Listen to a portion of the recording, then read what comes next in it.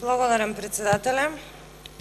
Почитувана колешке Затуровска, наместо ретроградни и средновековни идеи, ние денеска треба да зборуваме за начинот на кој што треба да се унапредат односите помеѓу сите заедници, како оваа држава да оди напред со сите нишани на европска држава, но за жал ние зборуваме за, како што кажав, некои размисли кои што во средниот век се размислувало.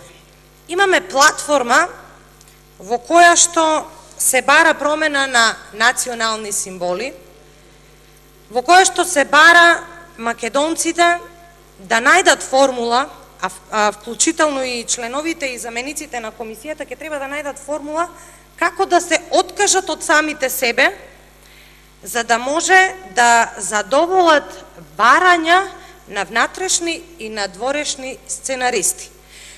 И во вашиот говор добро рековте дека народот надвор и ние тука поставуваме сосема легитимни прашања, десетици прашања. Но што се случува? Од оваа страна веќе неколку денови не само што има молк, sound of silent, туку има и шега. Се шегуваат со нас, што е својствено за СДСМ. Знаете, кога го менуваа името на државата, лажеа дека ќе биде за 2 месеци. Само наречената елита. Кога го сменија знамето, исто така лажеа. Кога ја направија криминалната приватизација и кога остана 200.000 луѓе без работа. Кога беше економски колапс, да, колега, да.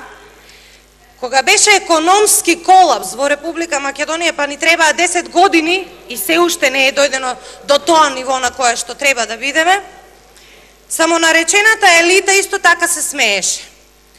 Сега, кога се менува унитарноста на државата, кога треба да се соединиме и кога треба да ги браниме националните символи, националните вредности како македонци, само наречената елита одлучи да молчи.